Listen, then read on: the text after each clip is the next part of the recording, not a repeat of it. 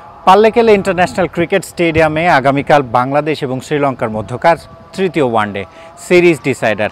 এই ম্যাচ জিতলেই প্রথমবারের মতো শ্রীলঙ্কার মাটিতে বাংলাদেশ ওয়ানডে সিরিজ জিতবে। ইতিহাস তৈরি করবেন মেহেদী হাসান মিরাজ। তবে এত সহজেই কি ইতিহাস তৈরি করতে দিবে বাংলাদেশকে স্বাগতিক শ্রীলঙ্কা? আজ অনুশীলনে কিন্তু লম্বা সময় থিলিনা কান্দাম্বি, ব্যাটিং কোচ শ্রীলঙ্কার এবং হেড কোচ সনাথ জয়সুরিয়া, তারা উইকেটটা বেশ মনোযোগ দিয়ে দেখছিলেন এবং পাল্লেকেলের উইকেট সবসময় ব্যাটারদের জন্য সহায়ক হয় এবং সেটাই বললেন থিলিনা কান্দাম্বি।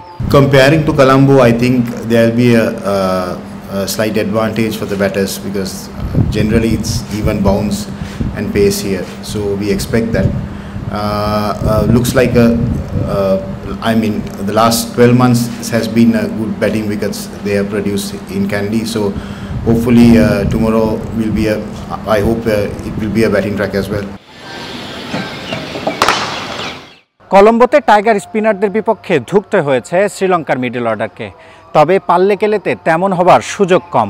এমনকি শ্রীলঙ্কা এই ম্যাচে একটা স্পিনার কম খেলাতে পারে, তেমনটাই বললেন কান্দাম্বি। Looks like a different wicket to Colombo.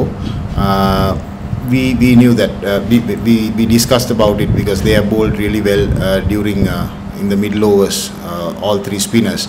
So we have discussed what are the options that we have to get over that period, and we are trying to implement that in training as well today. পাল্লেকেলেতে series ডিসাইডারে বাধা হয়ে আসতে পারে বেরসিক বৃষ্টি।